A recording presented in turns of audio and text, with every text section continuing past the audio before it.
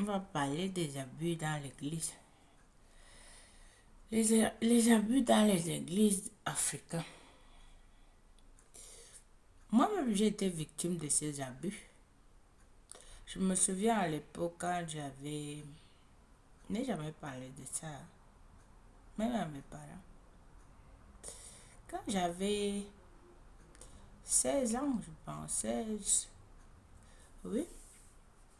Moi, dans mon village, on était à le village de ma maman à 10 kilomètres de la ville. Il y avait un pasteur, il était métissé, le pasteur. Bon, j'étais jeune, j'avais 16 ans, j'étais adolescente. Et je vivais chez mon grand-père côté de ma mère. J'étais avec eux, je suis passée les aider, des tâches ménagères et tout. J'étais là-bas. Et le pasteur, je l'avais trouvé à l'église. Comme mon grand-père il avait des biens matériels, comme au village, que nous sommes à 10 kilomètres de la ville. Et, et à la maison, il ne manquait rien. Mon grand-père faisait le déjeuner comme quelqu'un qui vivait en ville. Bon, le pasteur était tout le temps à la maison. Et le pasteur vivait dans un camp chic, avec plein de choses, plein de voitures et tout. Je me souviens à cette époque, j'étais jeune, mineur. Et ce pasteur, quand il venait à la maison, il maintenait les rapports sexuels avec moi. Mon grand-père était au salon. Quand le pasteur venait nous visiter, prier, exhorter, moi j'étais, à cette époque-là, j'étais trop timide, je ne pouvais pas parler. Bon, le pasteur, ce qu'il faisait quand il vient rendre visite à mon grand-papa, il venait dans ma chambre. Il commençait à me toucher,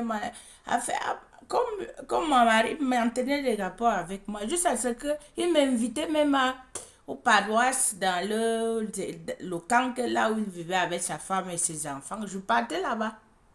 Je partais moi là-bas. Quand sa femme voyage, je me souviens une fois, sa femme était en voyage, en déplacement. Sa femme est venue dans la nuit et moi j'étais dans la chambre de son épouse avec lui. Moi j'étais petite, j'avais 16 ans ou 17 ans presque. Il m'avait même enceinté, le pasteur là. Le pasteur de cette époque-là, à l'église. Il m'avait même enceinté. J'avais perdu l'enfant là, ma première fille. Et le pasteur, sa femme vient, quand sa femme on ouvre le portail pour sa femme, le pasteur me dit non, habille-toi rapidement. Et je sortais par la porte de derrière. Pour vous dire que ce que vous dites là, qu'il y a les abus dans les églises, en plus africains, pas africains seulement, il y a des abus dans les églises. Que ce soit des évêques et tout ça là, ils abusent des sœurs en Christ. Vous voyez un pasteur invite une sœur pour aller faire des tâches ménagères, il maintient des rapports avec lui, avec elle, quand sa femme n'est pas là. Mais il te dit de fermer la bouche. De fermer la bouche sans, si tu parles, tu seras maudit. Et je me souviens quand je maintenais les rapports avec cet homme, ce monsieur, je ne me souviens même plus de son nom, parce que ça fait beaucoup des années, plus de combien, des années, je ne me souviens même plus de lui. Mais à cette époque-là, je me souviens bien, c'est le monsieur qui maintenait les rapports, il m'avait même enceinté, et je n'avais jamais dit ça à mes parents, hein, la grossette là. Et quand j'étais petite, j'ai accouché une fille. Il, il ne venait même pas. Quand je suis rentrée du village chez mes parents, avec la grossesse, et lui il est resté avec sa femme, hein, Un temps donné, on m'avait dit qu'il avait déménagé, il n'était plus.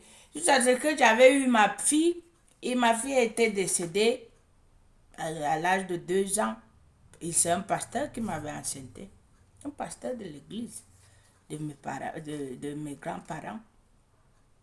Pour vous dire à quel point il y a des abus et il faut faire attention.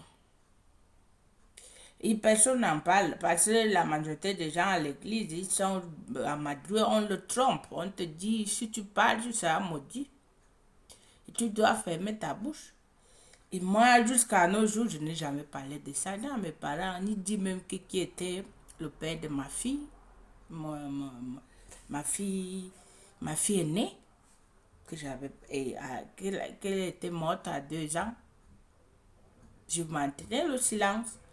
Et j'avais eu cette grossesse comme ça, là, mes parents ont pris charge et tout. Jusqu'à nos jours, personne ne sait pas qui était le père de ma fille, jusqu'à aujourd'hui que je parle. Son père était un pasteur de l'église, de mes grands-parents. Quelqu'un qui venait à la maison, il les exhortait, il priait. Mais derrière, là, les petites filles, là, ils vous maintiennent des rapports avec vous, ils vous disent de fermer la bouche. Et c'est ça que les gens souffrent. Beaucoup de femmes souffrent ça à l'église.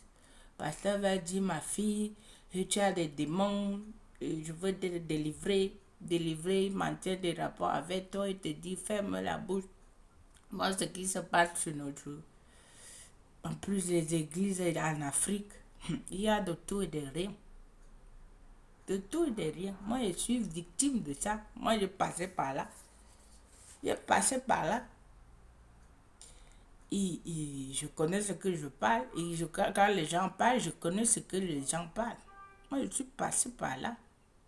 Maintenir des rapports, étant mineur, je n'avais même pas 17 ans. 16 ans comme ça, là, 15 ans à 16 ans. Ce monsieur, c'est lui qui m'avait dévié. Il maintenait les rapports sexuels avec moi. Il me donnait un peu d'argent, il venait à la maison. Quand sa femme n'était pas là chez lui, il m'invitait là-bas. Je partais. Ma vie, il a pris ma vigueur comme ça. Et quand tu restes là, tu penses que tu ne peux pas en parler parce que tu dis que c'est un homme de Dieu. Si tu parles, il va te maudire. Beaucoup de gens sont dans le silence. Ils vivent de ça. Ils ne savent pas. Et moi, j'ai vécu ça dans mon enfance. Et quand les gens me disent qu'il y a des abus, oui, il y a des abus dans les églises. Des hommes de Dieu abusent les gens. Les hommes qui sont en dignité, ils abusent les gens. Et ce que nous devons faire, c'est de faire attention et prendre soin de nous. Et il faut qu'on en parle aussi. Les ceux qui sont à l'église, un pasteur te dit, allons pas, viens, je veux prier pour toi, et commence à te toucher bizarre. Il faut parler. Il n'y a pas aucun délivrance qu'un homme de Dieu va te délivrer en te touchant. Tu seras maudit parce que tu as des rapports sexuels avec lui qui n'est pas ton mari, c'est un péché. Vous deux, vous êtes en train de commettre le péché.